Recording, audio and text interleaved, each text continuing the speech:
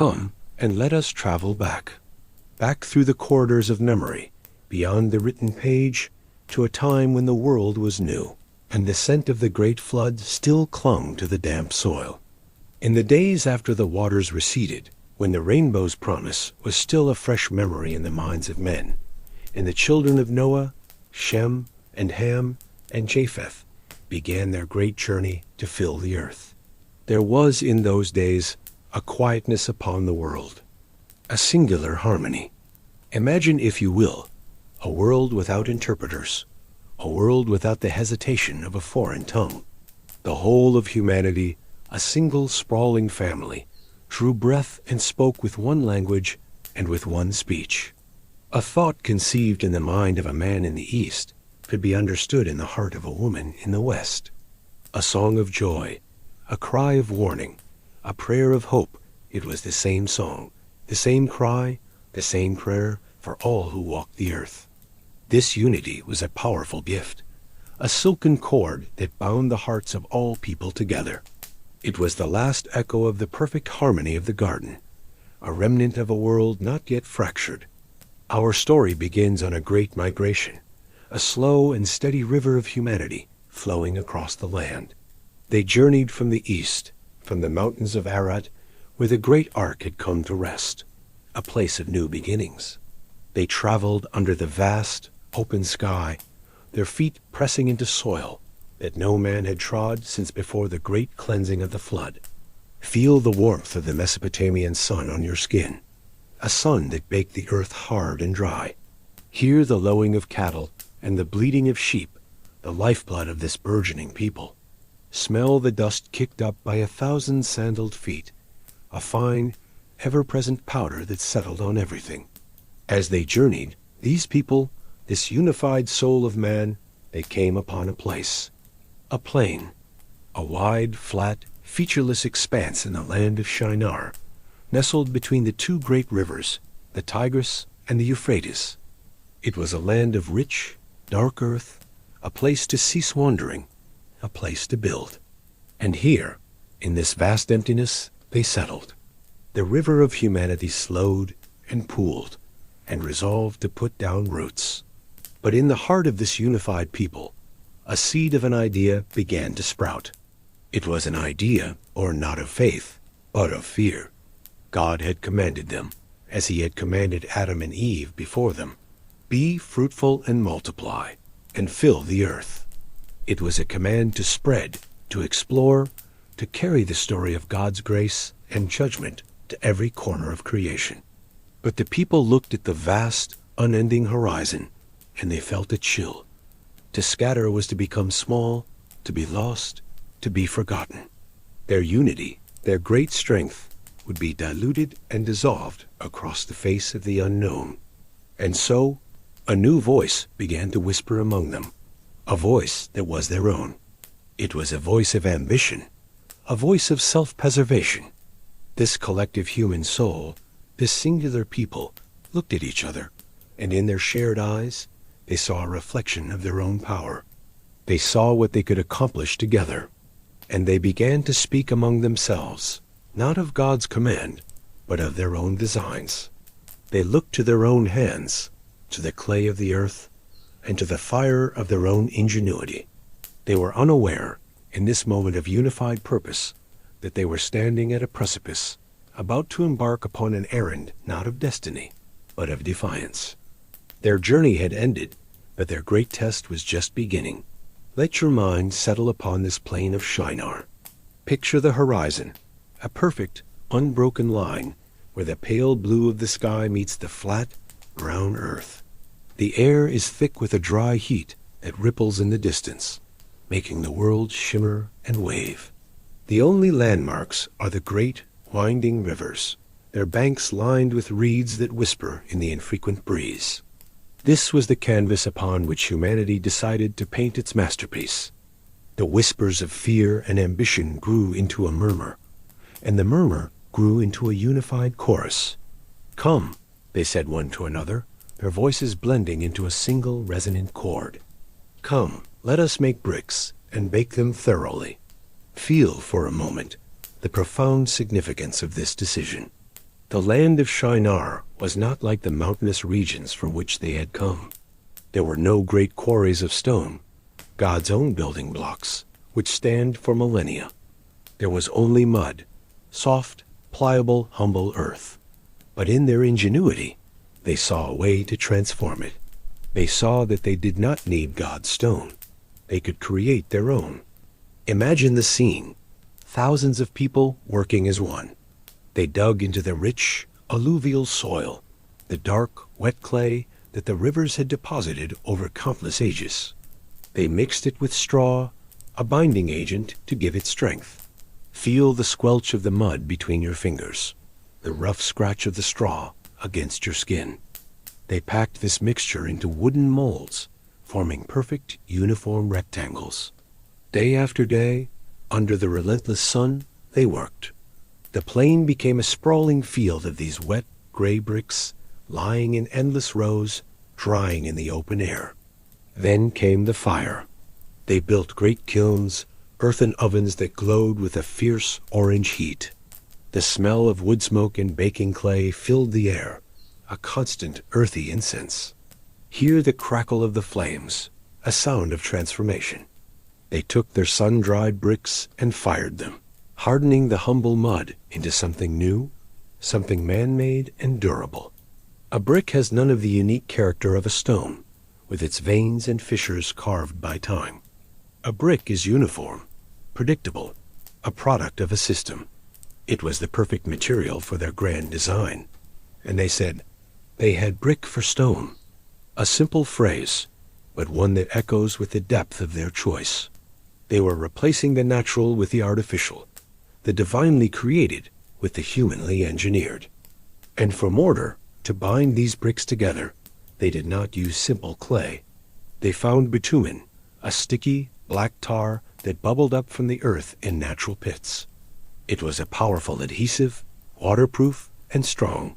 Imagine the pungent, oily smell of it, the blackness that stained their hands as they worked.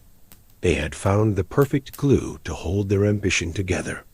Brick for stone, and tar for mortar. The foundations of their new world were laid, not with what God had provided, but with what they themselves had fashioned. With their materials secured, the full scope of their vision was declared. The voice of the people rose again, no longer a whisper, but a proud proclamation. Come, they declared, their faces turned not towards heaven in supplication, but towards each other in solidarity. Come, let us build ourselves a city, with a tower that reaches to the heavens, so that we may make a name for ourselves. Otherwise, we will be scattered over the face of the whole earth. Let us dismantle this great ambition, this human declaration of independence. First, a city, a place of permanence, of safety, of culture, a fortress against the wild unknown, a place to gather to centralize their strength, to create a world of their own making, governed by their own rules. A city is a statement. It says, we belong here. We will not be moved. It was the antithesis of God's command to spread out, to be pilgrims and sojourners. It was a choice for a settled kingdom over a scattered family. Then, the tower, a ziggurat, as it would have been in that land. A great stepped pyramid, a man-made mountain rising from the flat plain.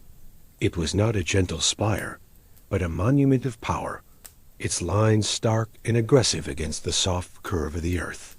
Its purpose was explicit, a tower that reaches to the heavens. This was more than just a desire for height. In the ancient world, the heavens were the abode of the divine. To build a tower that reached for the sky was a profound act of hubris. It was an attempt to bridge the gap between the mortal and the immortal on their own terms. It was a staircase of brick and tar by which they intended to ascend, to meet God not as humble creations, but as equals. It was a rejection of the need for faith, for a ladder let down from heaven. They would build their own. And why?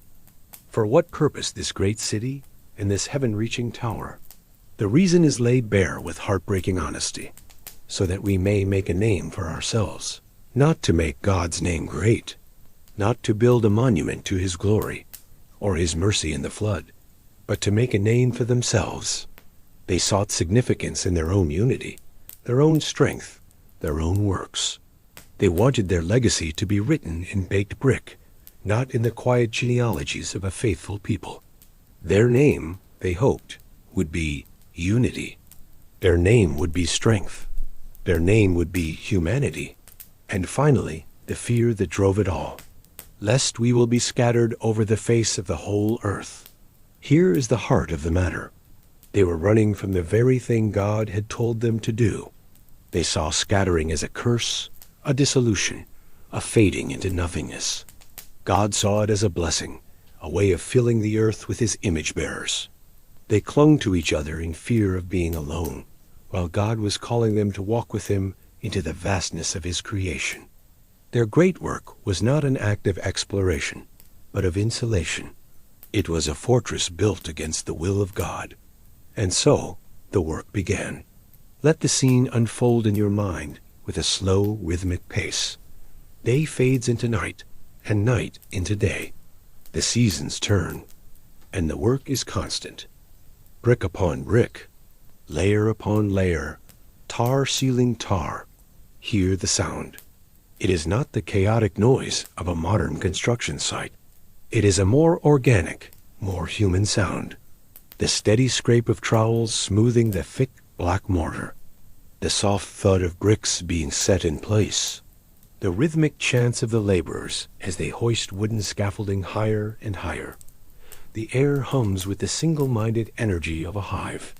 There are no arguments, no misunderstandings. Every hand knows its task. Every mind is bent to the same purpose. It is a symphony of unity, a beautiful and terrible dance of cooperation. Brick upon brick, layer upon layer. The shadow of the tower grows longer. Feel the city taking shape around this central artery of ambition. Streets are laid out. Houses are built. A complex society begins to form, all oriented towards the great project. From the perspective of a worker on the ground, the tower begins to blot out the sun. It is a constant presence, a reminder of their shared goal. It is the first thing they see in the rosy-fingered dawn, and the last thing they see as the stars emerge in the night sky. The tower breathes with them. Its rising height is the measure of their days. Brick upon brick, layer upon layer, humanity reaching for the heavens. Now, imagine yourself standing at the top of the ever-growing structure. Look down. The world of men has become an ordered, intricate pattern. The city spreads out like a fan, and beyond it, the vast, empty plain. From up here, you can feel the pride, the sheer intoxicating power of it all. You can see what humanity can do when it is one. From this vantage point, it feels as if nothing is impossible. The sky does not seem so far away. The fear of being scattered feels like a distant dream. Here, gathered together, building their way to heaven, they feel safe. They feel eternal. They feel like gods. And this feeling, this intoxicating pride, is the most dangerous material they are building with. This grand construction was more than just a physical act. It was a weaving together of past, present, and future. A story being told in brick and tar. Let us gently pull on these three threads to see the whole tapestry. The first thread is the immediate story, the one we see with our eyes. It is the story of a people united, building a city, defying a command. It is a story of human ingenuity, of social organization, of architectural ambition. It is a story of progress, of technology, of a civilization on the rise. They are solving a problem, the fear of dissolution, with a solution of their own design. On the surface, it is a story of triumph. The tower grew, a testament to their name. The second thread is the historical echo, the connection to what has come before. Does this story not sound familiar? Does it not echo another moment in a garden long ago? There, too, was a clear command from God. There, too, was a temptation to seek wisdom and power apart from him. The serpent's promise in the garden was, "You will be like God." And what was the tower if not a physical manifestation, of that same desire. A way to ascend, to claim a place among the divine, to blur the line between creator and creation. Just as Adam and Eve reached for the fruit, the people of Shinar reached for the sky. Both were acts of grasping for a status that was not theirs to take. Both were attempts to redefine their relationship with God on their own terms. The pride of Babel was sown with the seeds of Eden. It was the same story, told now not with a tree, but with a tower. The echo of "we know better than God" reverberated down through the generations and found its voice once more on the plains of Shinar. The third thread is the prophetic shadow, the hint of what is yet to come. This tower, this symbol of human enforced unity, casts a long shadow across history. It stands as the archetype of all human systems that seek to build a paradise on earth without God. It is the shadow of empires that rise and fall, of ideologies that promise utopia but deliver tyranny. The tower is a monument to the belief that humanity can save itself, and its failure is a prophecy. It prophesies that any unity built on human pride and rebellion is destined for confusion. But even in this shadow, there is a flicker of light, a hint of a reversed prophecy. This story of division, of languages being confused, creates the very problem that God, in his infinite grace, will one day solve. For millennia later, in another city, Jerusalem, a different kind of tower, a tower of fire from heaven, will descend. On the day of Pentecost, the Spirit of God will fall upon the disciples, and they will begin to speak in other tongues. But this time, the languages will not be a source of confusion, but of clarity.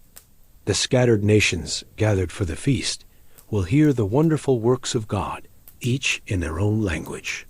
Where Babel scattered, Pentecost would begin to gather. Where Babel created confusion to block humanity's ascent to a false heaven, Pentecost would create understanding to proclaim humanity's path to the true one. The Tower of Brick was a failed attempt by man to reach God. The tongues of fire were a successful gift from God to reach man. The story of Babel, in its very brokenness, creates the longing for a redemption that it cannot itself provide. It is a question that will hang in the air for 2,000 years, until it is finally answered on a day of rushing wind and holy fire. So the work continued, brick upon brick, layer upon layer, each brick a word in their sentence of defiance, each layer a verse in their song of self-glorification. They were so focused on the work of their hands, so mesmerized by the rising of their tower, that they did not notice that someone was watching. They did not feel the gaze of heaven upon them. And the Lord came down to see the city and the tower which the children of man were building. Let this phrase settle in your spirit. It is not that the God who fills all of creation needed to travel. It is a gentle human way of saying that God turned his full attention to the matter. He descended from the heights of his eternal glory to observe up close this monument of human pride. Imagine this divine inspection, not a storming of the gates, not a whirlwind of fury, but a quiet, careful, and deeply personal observation. He saw the city, sprawling and organized. He saw the tower, its dark finger pointing accusingly at the sky. And he saw the hearts of the people, united in their rebellion.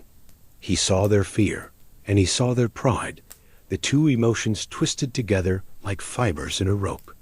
And the Lord said, "He speaks not to the people, but within the divine council of the Godhead.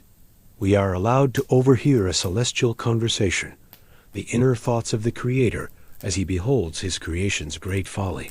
And what he says is, perhaps, the most astounding tribute to human potential ever uttered. Behold, the people are one, and they have all one language. And this is only the beginning of what they will do. And now nothing that they have imagined to do will be impossible for them." Listen closely to those words.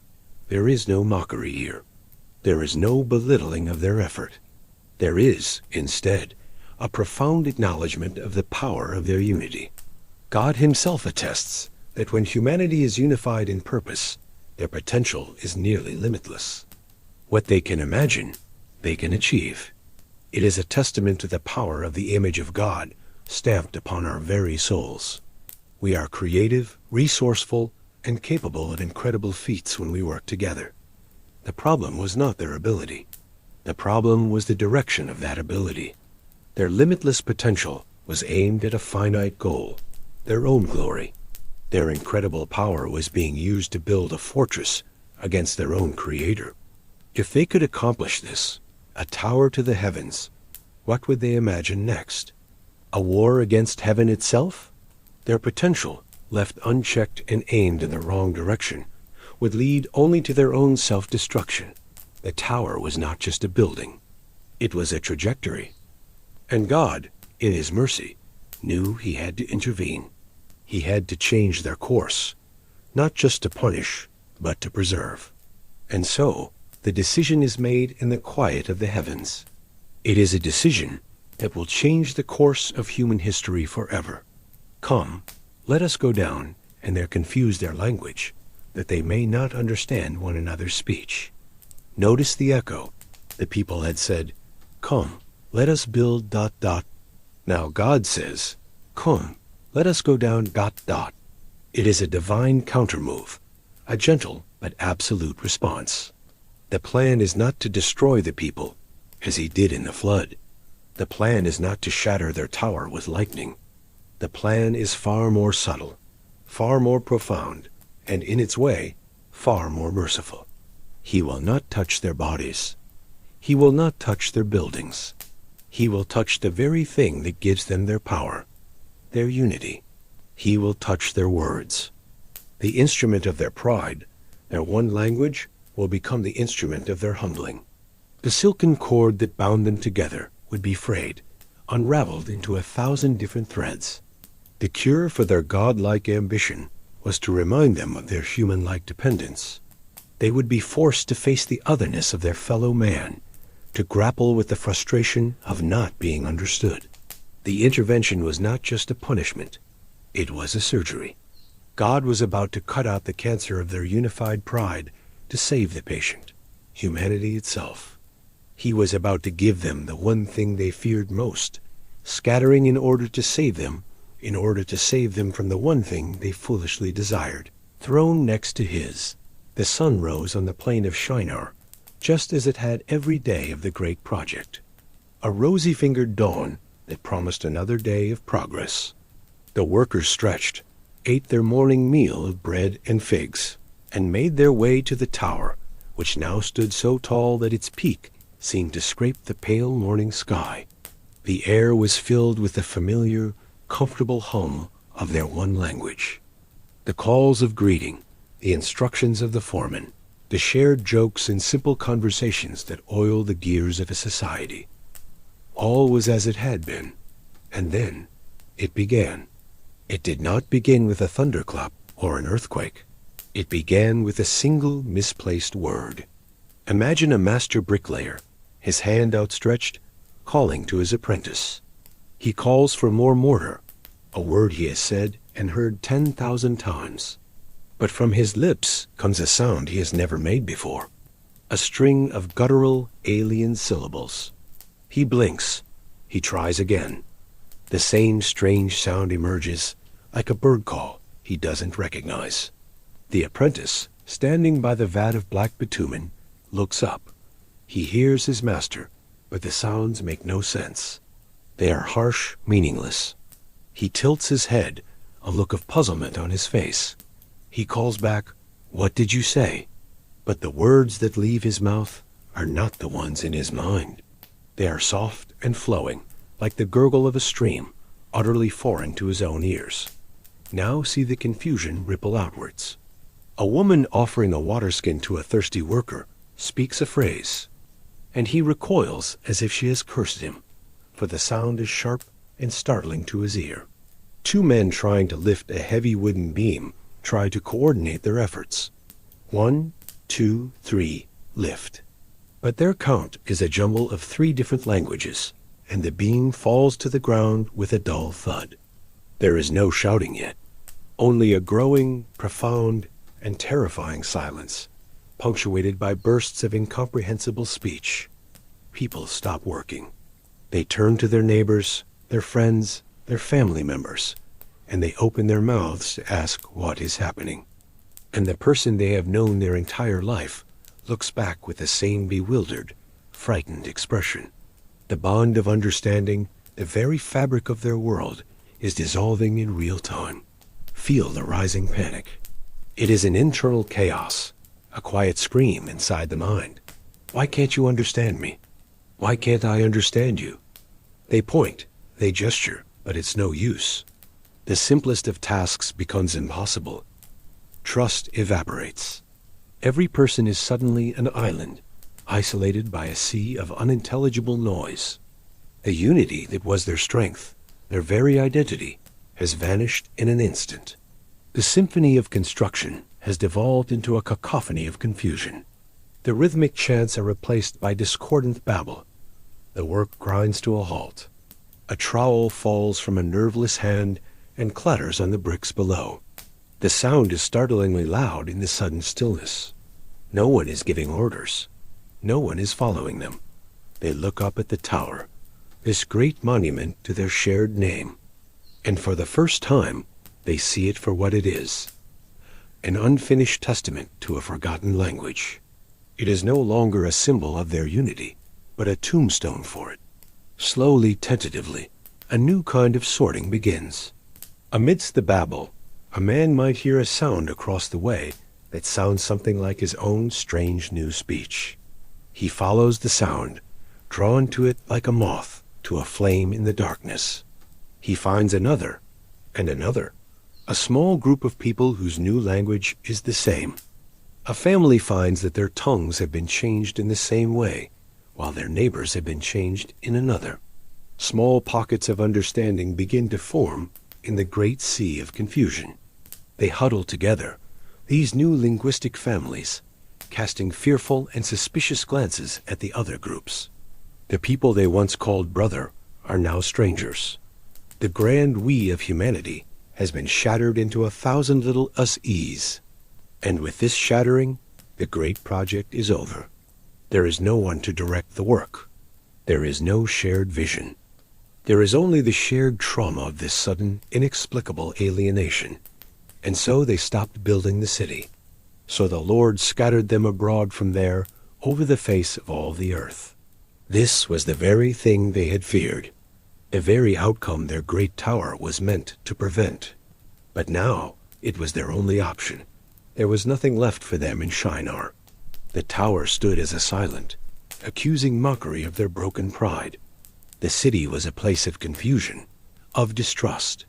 And so they began to leave. Do not imagine a frantic, chaotic exodus. Picture instead a slow, sad, and reluctant departure. Each new tribe, bound by its new tongue, gathered its belongings, its livestock, and its children.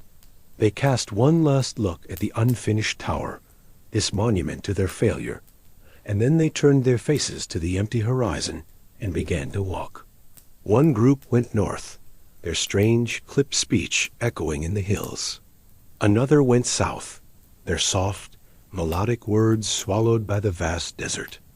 Others went east, and still more went west, following the rivers, seeking new places to call home, where they could be understood.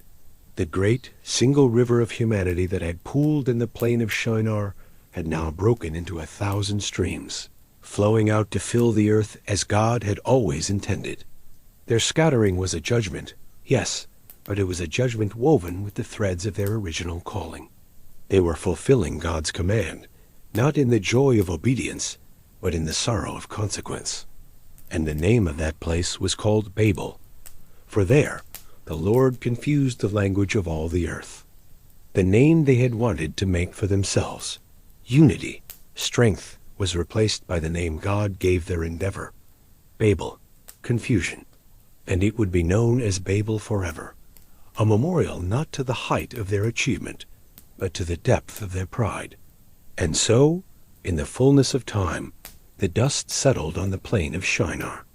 The unfinished tower stood for a time, a jagged silhouette against the sky, before the wind and the rain began their slow, patient work of returning the baked bricks back into the humble earth from which they came. The story of the great tower became a legend, a cautionary tale whispered by grandfathers to their grandchildren in 100 different languages, in 100 different lands. Let the story come to rest in your heart. The tower has fallen. The people are scattered. And it would seem like a story of utter failure, a tragedy of human ambition. But our God is a weaver of tapestries.